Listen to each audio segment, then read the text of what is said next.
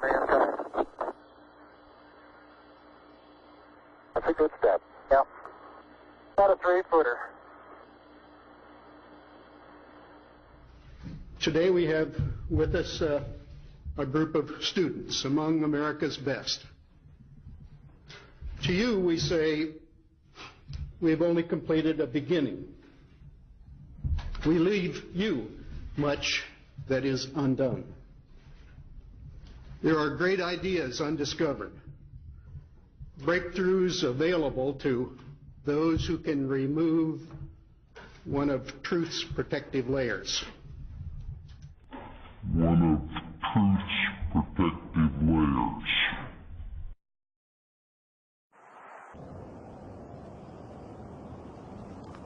You are about to embark on a one-way journey to the greatest lie ever told.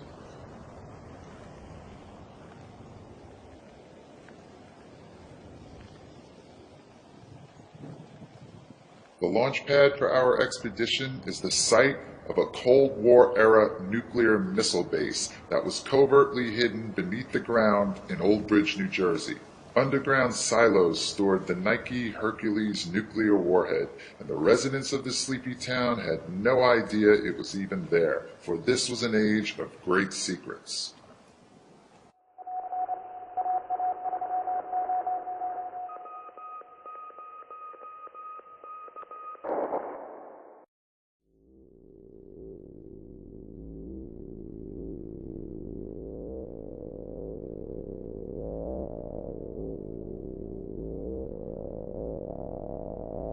We are looking at a phenomenon now called colored banding, and I've taken this all from Apollo 16 footage.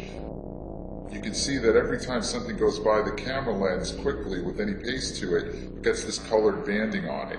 And that goes for shadows as well. I'm going to slow it down here so you can see when the shadow is created, the colored banding happens, and that's a freeze frame of the color banding around the shadow.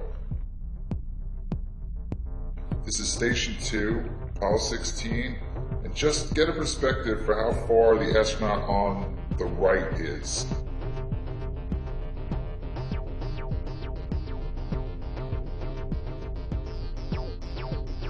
And the camera we're watching this through is the color TV camera on the rover, which is controlled from Houston. And note the light source in the visor of the astronaut walking by. And now we're going to cut a little further in this clip. Pay attention to what happens. Just a very pressing sight as far as the boulder goes. They're all angular. Just a very pressing sight as far as the boulder goes. They're all angular. What you're looking at are shadows covering the entire location out to the horizon. I'm showing you the same clip, and there are two shadows. 1, 2. That is impossible with the sun as the light source. The only way this can be possible is if it's an artificial light source, because there's nothing tall enough there to block out that much space. And I showed you how far the astronaut is from the rover, and these shadows are covering the entire location. And this is black and white normal speed. See his backpack? Light, shadow. Okay, now let's take one black and white, slow down. Also note that the image is shaking because the other astronaut is at the rover. It's as if something has fallen across the light source, causing fast-moving shadows. The banding reads on the back of the astronaut's backpack, but it doesn't read in the black zone because the lens only puts banding on things it can read, and it can't read a shadow in the darkness. If the light source is the sun, how do you block out the sun with two guys on the moon? How do you block it out? You can't block out the sun for that long of a shadow. Astronaut Charlie Duke is out there in the distance. Astronaut John Young is back by the rover. So who's causing the shadows?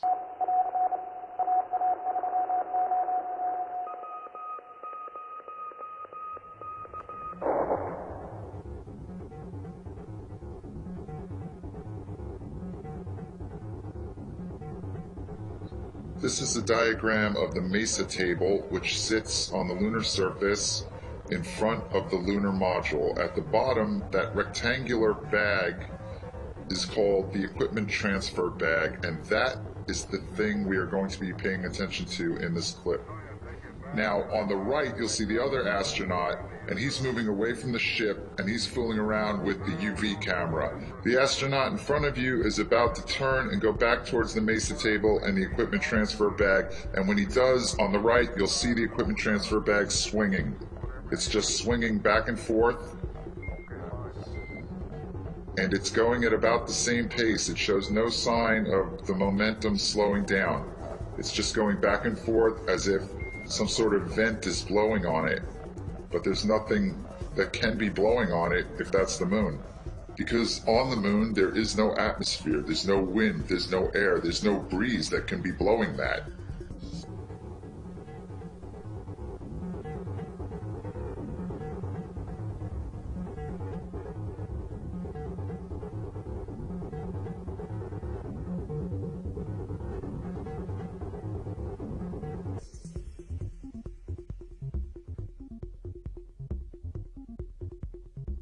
This clip is from the closeout of EVA-1, Apollo 16, and the next clip is from the closeout of EVA-3, also Apollo 16. And we're going to see the same phenomenon with the equipment transfer bag. As soon as astronaut Charlie Duke attaches it to the MESA table, it starts swinging on its own again, as if it was being installed right over a vent. But then it gets really interesting because I think they notice it and they discuss it and then take corrective actions. Hey, John. Yeah? Take a look. So. Okay, Charlie, you should have,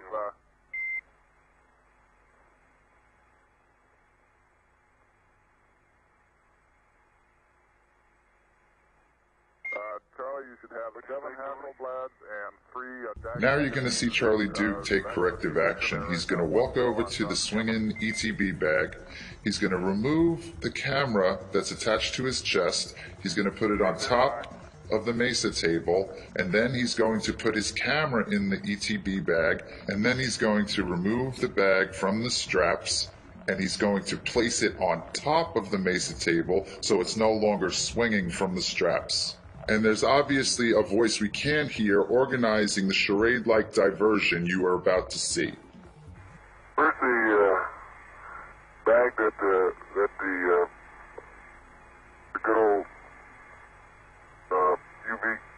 Hey, Charlie, did you throw my camera away? No, I didn't throw your camera away. Where is it? Over there? Yeah. Okay. The bag that the what? The bag that the what? He's obviously hearing a voice we can't hear who's telling him what to do.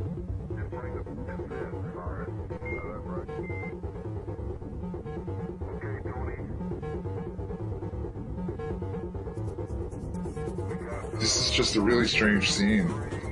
Now watch as he walks away. You'll see he no longer has the camera. You can't have any wind or breeze or ventilation on the moon. But this thing is like a perpetual motion machine. And this is how they corrected that motion, by taking it off the straps and putting it on top of the table.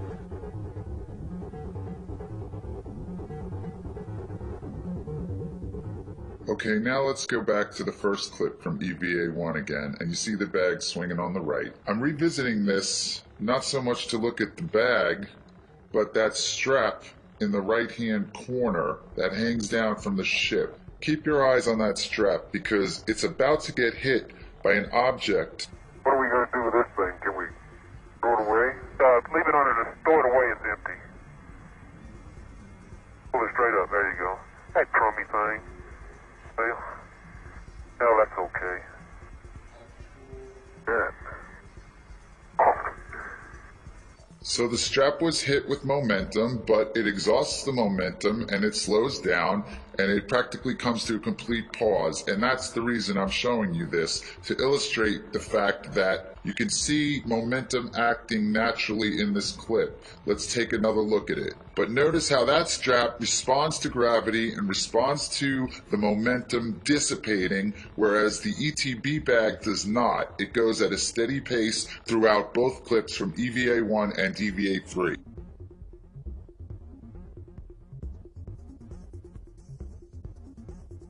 The logical question that comes to mind is whether some mechanism on the ship, some motorized mechanism, vibration, or exhaust is somehow blowing the bag, and the answer is no. The bag hangs from the Mesa table. The Mesa table is simply a table that holds supplies and equipment for the extravehicular activity. The bag, as you can see, just hangs down from the table. And as we take a look at the Apollo 16 summary at nasa.gov, quote, because the LM had remained in lunar orbit 6 hours longer than planned, the LM was powered down to conserve electrical power. So that rules out the possibility that the bag is swinging from any kind of vibration caused from the power of the ship.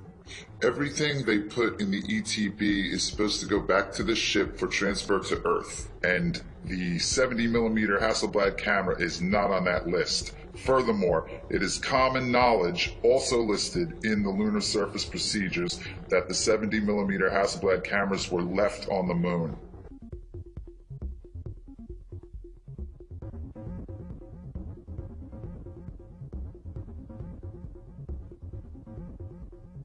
Charlie Duke was responsible for attaching the ETB by the straps to the SRC table at the Mesa. It specifically says the ETB is supposed to hang from that table.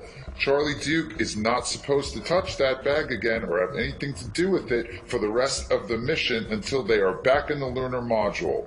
John Young has the responsibility of taking that thing off the straps and attaching it to the conveyor when he is entering the lunar module, and then the procedure calls for Charlie Duke to unhook it at that point.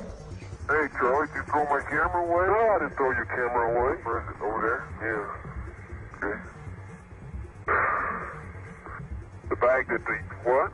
What's going on right now with him removing the bag and then putting it on top of the table is a total break with protocol, and any break with protocol is by definition a contingency plan, and that's why Charlie Duke and John Young seem so confused in this scene. We got 1, 2, 3, 4, 5, 6 Hasselblads, 3 DACs, SWC, and a CRE. The maps, various other things. Various other things. The problem with various other things is that various other things are not listed on the lunar surface procedures. Various other things directly refers to the camera, which he just stuffed in the ETB. Okay, let me drive this up the hill. Okay. This is a lie.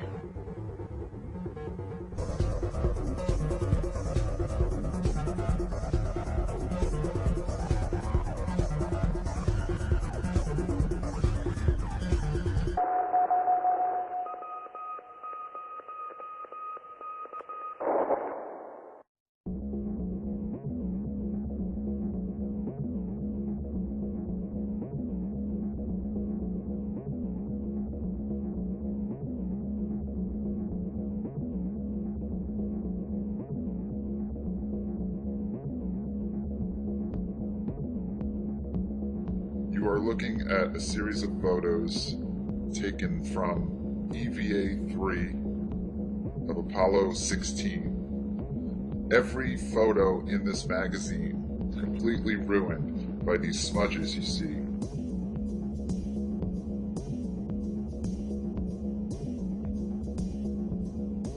At the bottom of the images, the number 39, that identifies the camera these were taken with. There were 2 cameras used for 70mm shots during Apollo 16, number 39 and number 33. Those numbers are etched on the resu plate, which is a glass plate that faces the film. It's in between the lens and the film, and it has these crosshairs on it, and it also has the identification number on the bottom of the resu plate. All of the damaged photographs were taken with number 39. 162 photos on magazine 116E, and there are some other damaged photographs with this exact same pattern on magazine 114B.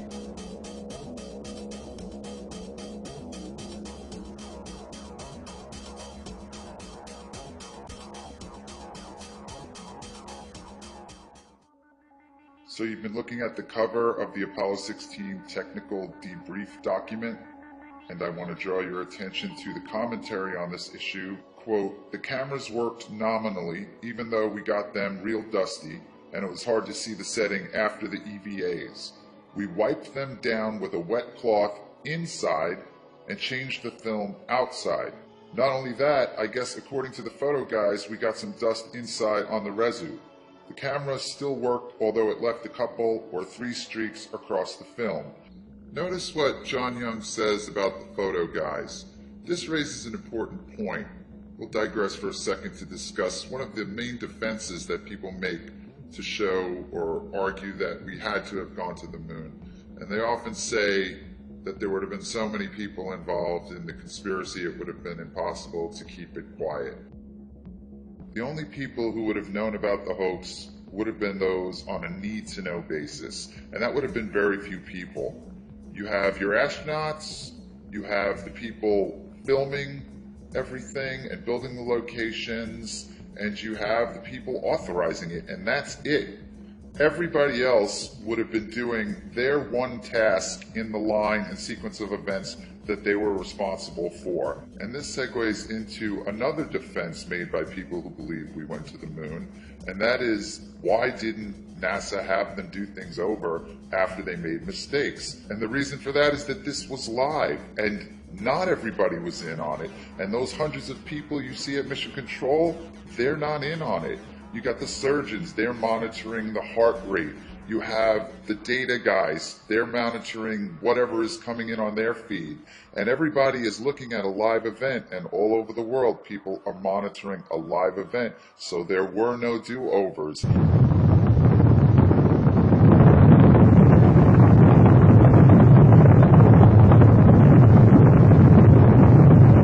Going back to what John Young said, by way of illustration about the photo guys would have received the film. The film couldn't be developed on the moon. It had a chain of custody. That had to take place, and those guys were not in on it.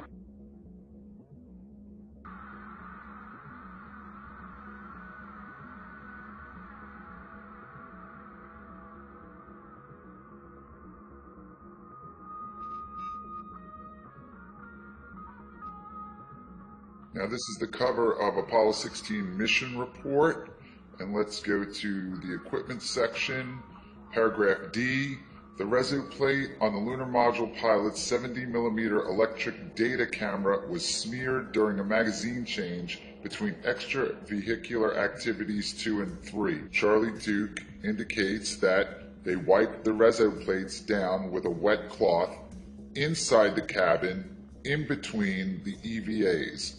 When they were done with their work on the moon, they would go back into the lunar module, seal the hatch, repressurize the cabin, and camp out for the night until the next day when they would continue the mission on the second EVA and then the third EVA. Now let's take a look at the Apollo Lunar Surface Journal, and they are taking their cue from the debrief and from the mission report.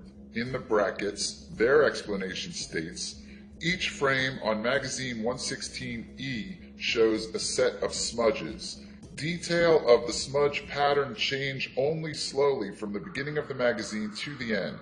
The smudges are undoubtedly the result of contact of a dust-laden, damp cloth with the reso plate in John's camera." So NASA, the astronauts, and the Apollo Lunar Surface Journal all march in lockstep, alleging that the stain happened inside the cabin in between EVA 2 and 3. This is because the surface of the moon is a near vacuum, and all moisture and liquid would boil immediately in the vacuum of space. And indeed, this entire story is a complete fiction. It's a fraud and it's a lie, and NASA knows absolutely with 100% certainty exactly when that smudging happened, and it did not happen in between EVA 2 and EVA 3 inside the cabin of the lunar module. It did not happen then. Furthermore, the Apollo Lunar Surface Journal is absolutely wrong in its assertion that this smudging happened as the result of contact with a damp, dust-laden cloth. And what you see is the familiar splash pattern of a spill. Something was spilled on the camera. This is a picture of the index for Apollo 16 from the Apollo Lunar Surface Journal at nasa.gov. And when you come to Geology Station 8, you'll see below that traversed Station 9, and instead of Geology Station 9, it says the Great Sneak. And when you click the Great Sneak, it brings you to Geology Station 9. And this is where the magazine change happens. Did he say both change? Yeah. Okay. Tony, I don't have a black and white left. I'm going to run off a couple, John. Okay.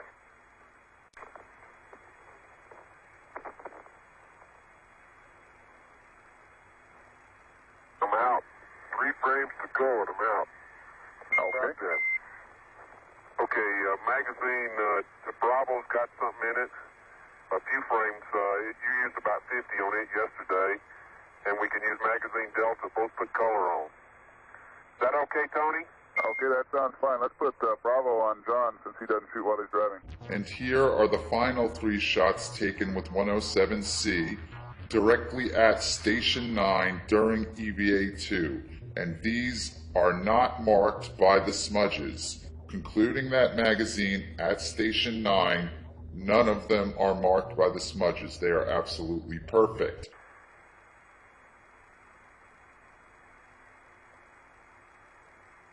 Which one, Charlie? Delta for me and Bravo for you. Bravo. Right in the corner there. Dark. The image you are looking at now was the very last picture taken before that magazine change at Station 9 where they are now. This is 107-17583, and as you can see, there are no smudges on it. The very next picture taken with that camera is after the swap of magazines, and this is now 114-18444.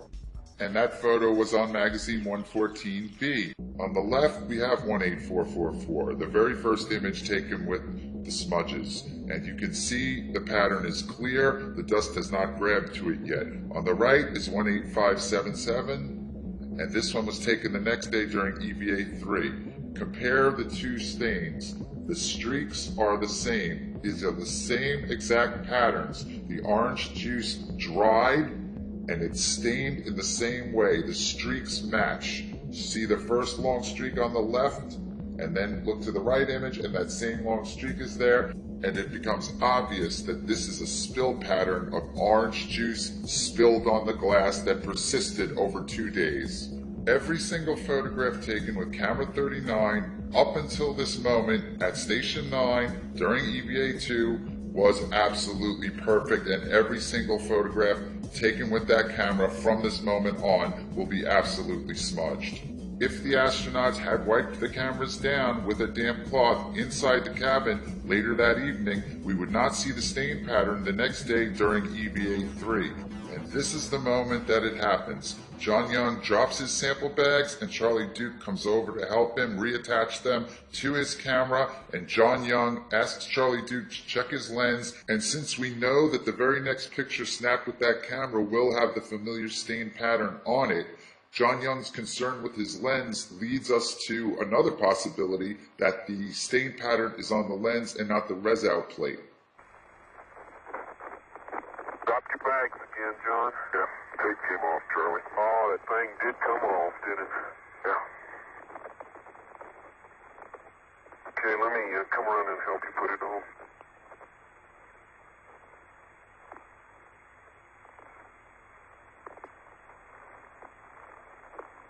Okay? Yeah. Well, tape's still there. This thing just peel off on the tape.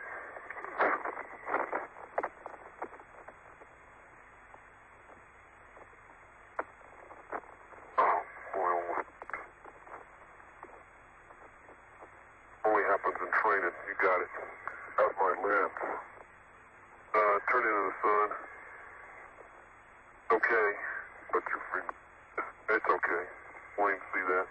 So what has just happened to cause this stain pattern to emerge? The answer is orange juice. It has been well documented that the astronauts had a problem with the suction straws inside their helmets that allowed them to take sips of orange juice. The straws would accidentally squirt orange juice all over them and into their helmets, and this was a big problem on the mission, and the orange juice actually seeped into the neck ring. And it appears obvious now that the orange juice leaked through the neck ring at Station 9 and caused the camera to be stained. And that is direct evidence that they could not possibly be on the moon, because if orange juice could leak through the helmet lock, then the helmet lock was not properly sealed to protect the astronauts from the vacuum of space. And this is because the helmet and the neck ring, in order to be airtight, must also have been watertight, because water molecules are bigger than air molecules. So if water escaped, then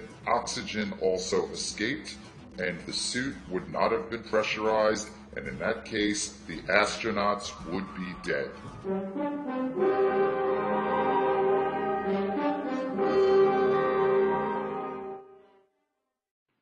To better understand the purpose of a lunar spacesuit, let's let our friend Andy Astronaut demonstrate the hazards lunar explorers will encounter. If Andy were to step out on the surface of the moon without a spacesuit, this is what would happen. In the near vacuum of space, the gases within his body would immediately expand.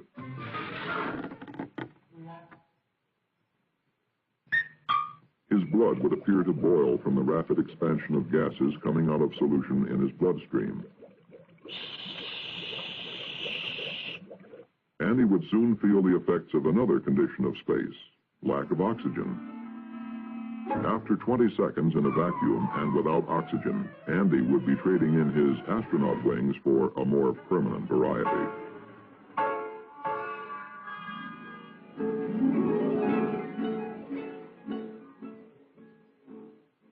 Okay, now let's go back to the Apollo 16 technical air-to-ground voice transcription.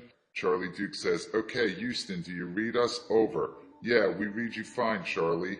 And then Charlie Duke says, "Okay, we had one heck of a time getting our helmets off. It turns out that this orange juice is the best cement you've ever seen. It seeped down in between the seals and the helmet and the ring, and we couldn't get the thing unlocked without a great effort."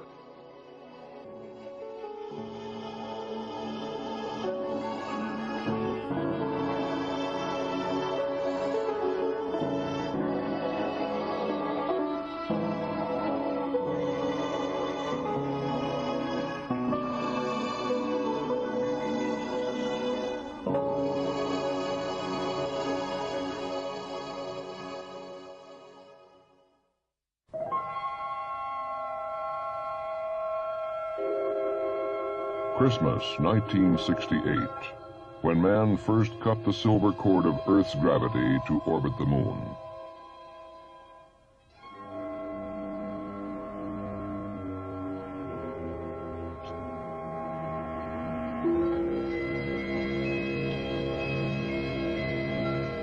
In the year 1675, Sir Isaac Newton was asked by his fellow scientist, Robert Hooke, how he had accomplished so much.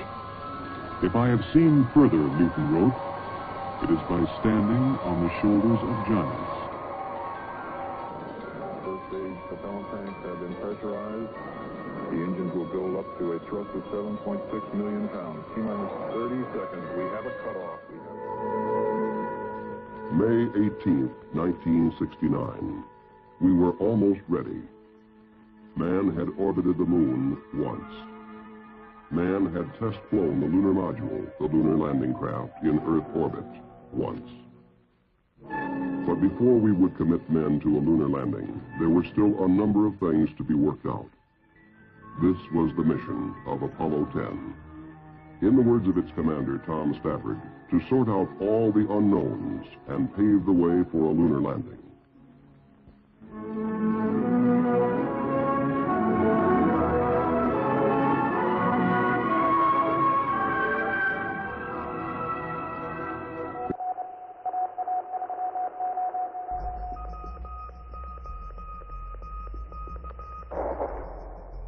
In the first three segments, I'm quite certain about the conclusions that have been drawn, and we will return to the heavy artillery in the final segment. But for this segment, I want to sort out a few unknowns.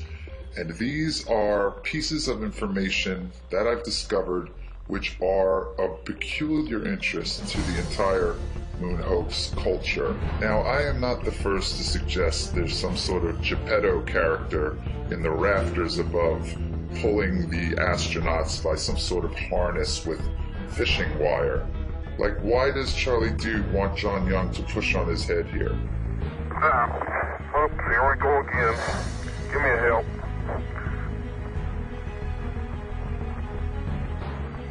There you go. Okay, just start pushing on my head. Give me a hand. Okay, here we go.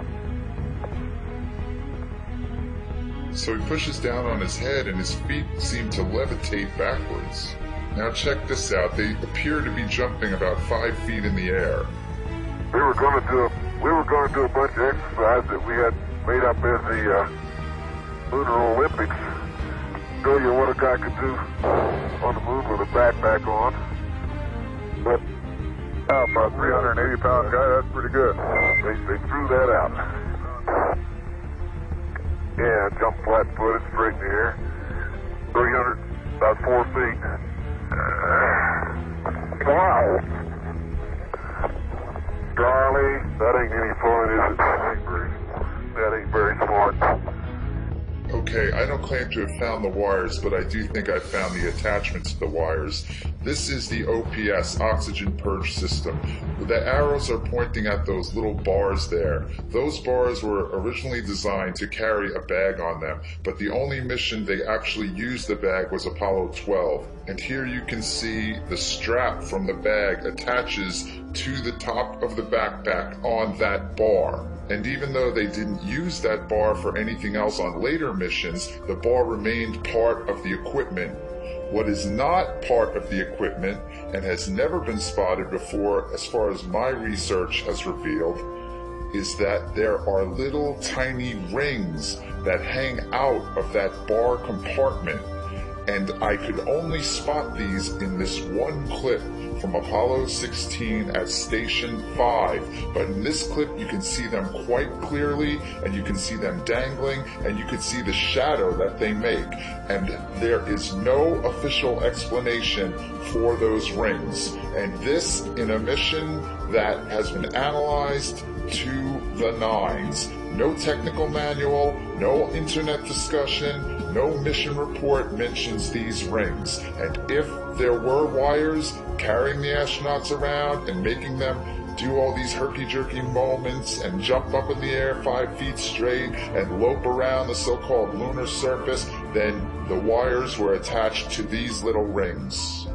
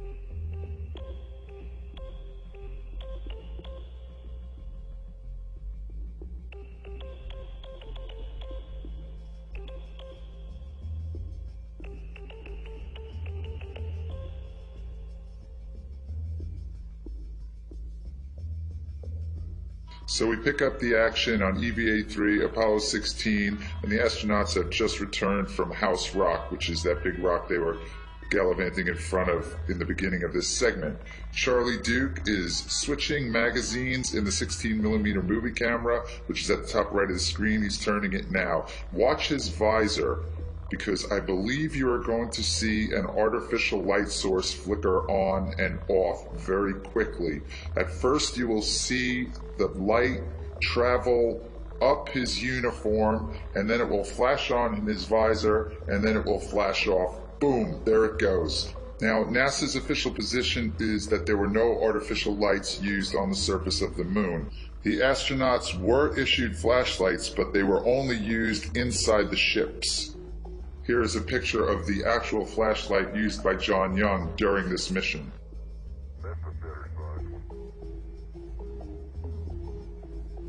Watch the beam of light travel up the spacesuit. It will go on his left shoulder and then swing over towards his right shoulder, under his chin, and right up into the visor.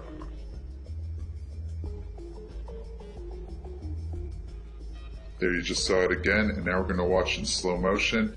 Just look to the right of the arrows, keep your eye below the visor, and watch the beam of light. There it is, and then into the visor. Boom.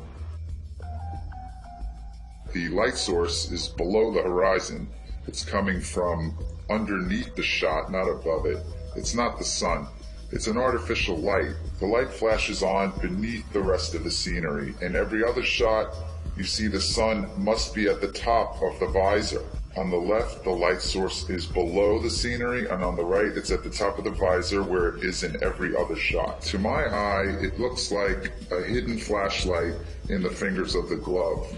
In the Gemini missions, that was actually something they did have, but in the Apollo missions, they did not have, according to the official record, finger lights. And the big question here is why he would need a flashlight if that were in fact the blinding sun behind him. The official flashlights were 5¼ inches long, and here's a picture of Charlie Duke playing with one on board. That flashlight was clearly not in his hand in the previous clip. I thought that thing hadn't run, Tony, but the little ball had just stuck. Whew.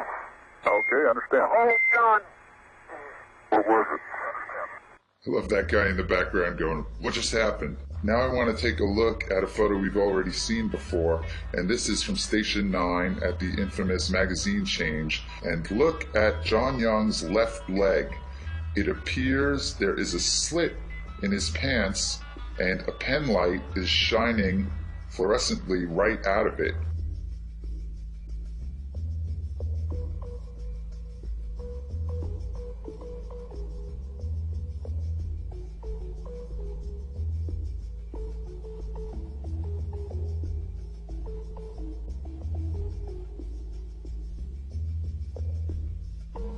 While we are taking this pleasant little journey across the so-called lunar surface, I just want to take a moment to actually praise the astronauts involved with the Apollo missions and all astronauts to strap themselves to these rockets in the Cold War on a mission to try and change the world, to try and inspire the world, and to try and avoid a real war. This was an attempt to project technological superiority, and if it could be done without firing a shot, then great, more power to them. And the astronauts have my utmost respect, and it really makes me mad when I see some of the other hoax researchers harassing the astronauts. These guys were operating in a chain of command during the Cold War, and they deserve our respect and gratitude.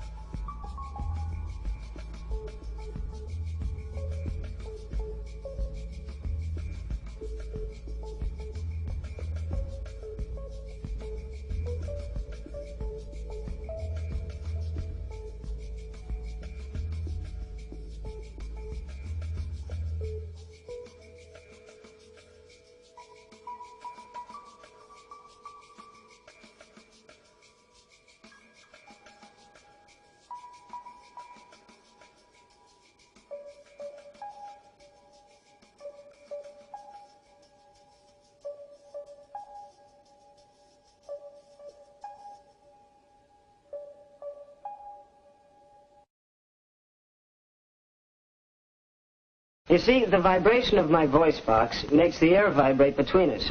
Then when the air vibrates your eardrum, you hear what I'm saying. But maybe you've seen a demonstration of a bell under a glass jar. With normal air inside the jar, you could hear the bell clearly. But when the vacuum pump drew the air out of the jar, there was nothing inside to carry the vibrations of the bell. Nothing until the air was let back into the jar. They can't see your photo numbers. And this is clear tube number 2. Okay, you're almost driving without a hammer. But if you hand it to me on the end of the second, I'm going to take a couple more shots of this before we leave. Get all in, I get the pictures. Alright? Driving in real easy, Houston. The sounds in space, it's odd to have a hammer or a metal tool and bang it against something and hear absolutely nothing. You can, sound won't travel in a vacuum, so there you are outside and you could be hitting something, no sound at all. In space, since there's no atmosphere, there's no air, if you bang on something when you're doing your spacewalk, you will not be able to hear that. And this leads us to the dilemma of our final segment. All modern astronauts, such as Piers Sellers and Mike Massimino, claim to hear absolutely nothing when they're out on the International Space Station in the vacuum, banging away with metal tools and objects, whereas during the Apollo missions, all kinds of sounds have been recorded that should not be possible if they are on the moon in the vacuum of space. This is Mission Control Houston. We want to welcome you to NASA Television's live coverage from the International Space Station Flight Control Room as we get ready for another spacewalk by the crew of Expedition. Okay, copy.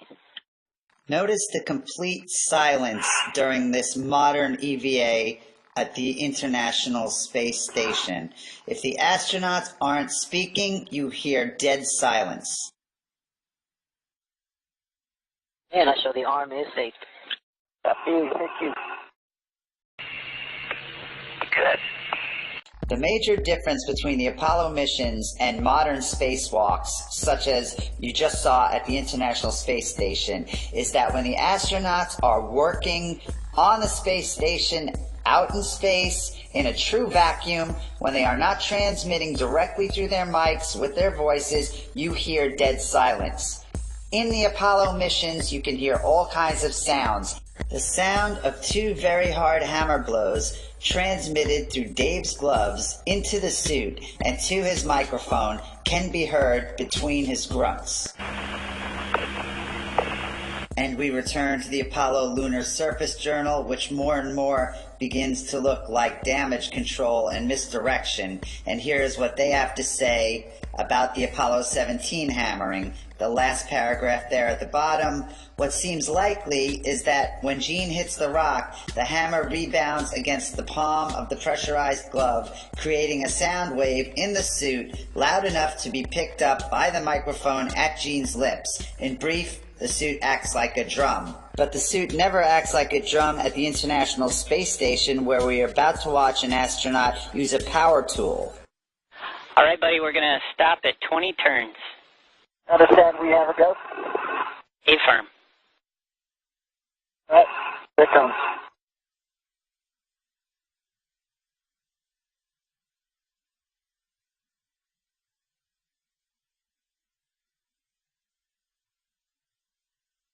Total, utter silence, which is exactly what you are supposed to get if you are in the vacuum of space, and it is exactly what you get in all modern spacewalks. Now let's return to Apollo 12.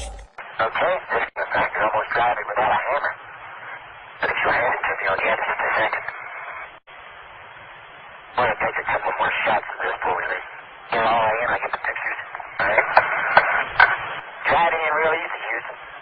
That does not sound like the spacesuit acting like a drum at all. It sounds like a metal hammer striking a metal object repeatedly with authority.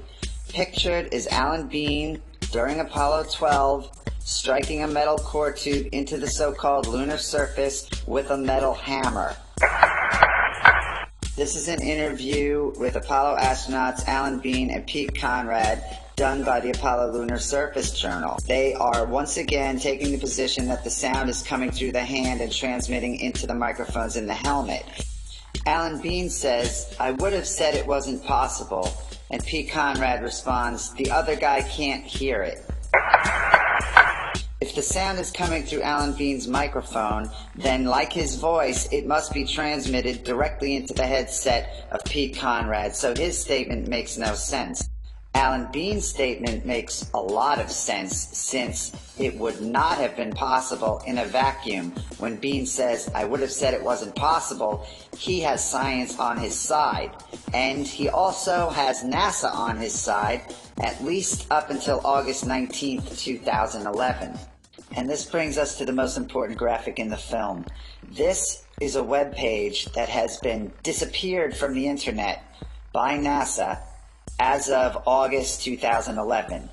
It was at nasa.gov, running concurrently with the Apollo Lunar Surface Journal between 2009 and September 2011. However, this page, which was created for children, you can see the banner at the top, Lunar Science for Kids.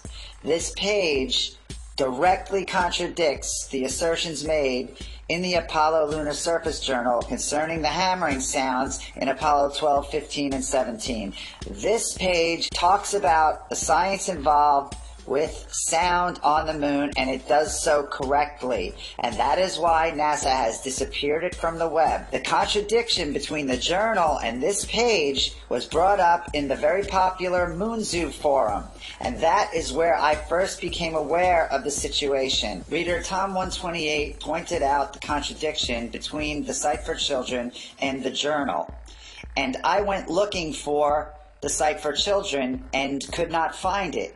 I then went to my favorite research tool, the Wayback Machine at archive.org, and I was able to find an old version of the page that NASA did not clean up. And whenever I see information go missing from the web, it always starts me thinking, and this was the genesis of the film. At that moment, I became a NASA Moon Hoax researcher. You've seen the image on the right of the graphic before. That is Alan Bean hammering a cord tube during Apollo 12, and this is the sound of such hammering.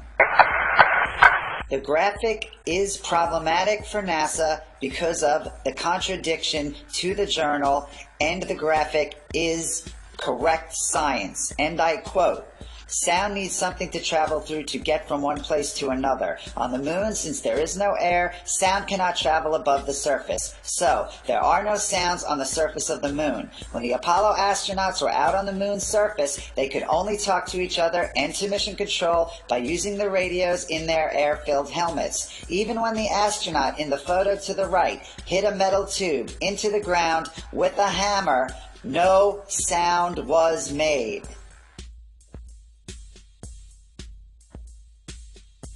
All of the sounds so far analyzed were made by the astronauts as they were handling tools, but now we are going to analyze some sounds that are made a distance away from the astronauts.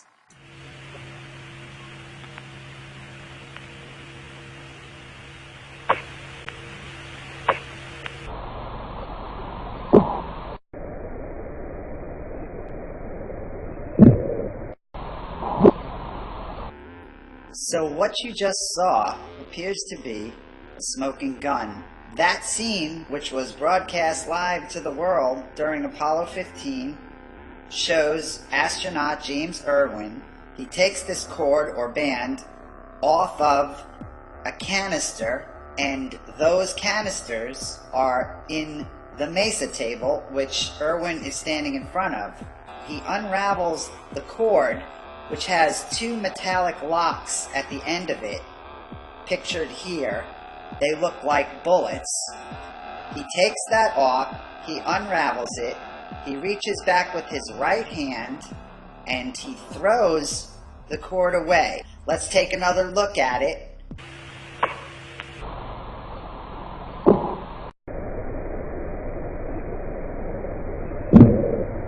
So the argument has been made for the hammering that the sound is coming through the glove and it's miraculously getting into the microphones. But we don't have to deal with that argument because James Irwin releases the object and it hits the ship and he's not touching it, and that sound is picked up by the microphone inside the astronaut's helmet. And you can always tell that that's the microphone in play, because you will always hear the sound of the suit air supply system in the background whenever the astronaut is transmitting, and you will hear this sound remain on for a split second after the astronaut stops transmitting. You ain't better believe it. You ain't better believe it. Both the outside of the ship and the inside of the ship in the cabin are in the vacuum, because the lunar module does not have an air hatch. So when the astronauts leave the lunar module, it is depressurized. Microphones in the lunar module plug into the audio centers. The only voice possibilities are through the use of the headsets. They took off with 6 microphones, 3 Snoopy caps. Each astronaut also had a lightweight headset at launch. While they were on the moon and the suspect audio event took place, they were wearing their Snoopy caps. Communication cables, which are the umbilical cords that the astronauts plugged into while in the lunar module, as you can see from the checklist, were stowed prior to EVA. Also, looking at the same exact checklist, we can see that the lightweight headsets were also stowed prior to EVA.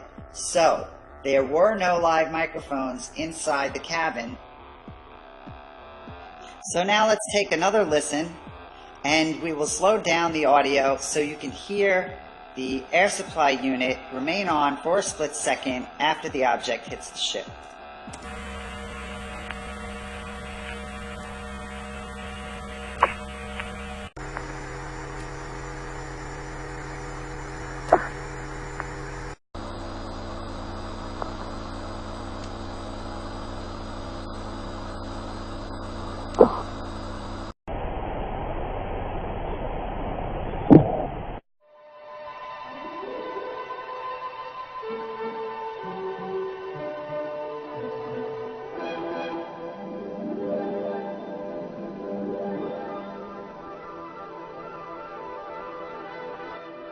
I don't believe man has landed on the moon, but the film does not prove that either way.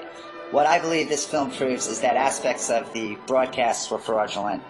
However, I think this is one of the greatest works of art ever created, if not the single greatest work of art ever made. It was a way of fighting a war without violence, a way of fighting a war, the Cold War, with art, and the people responsible for it ought to step forward and get their due. And if there are restrictions on this knowledge or the truth, they ought to be released, because as the decades go on, the truth will become more and more clear, and the charade will become more and more exposed. I have only analyzed about 20% of the footage, and I hope that we do see the architects of this incredible work of art come forward.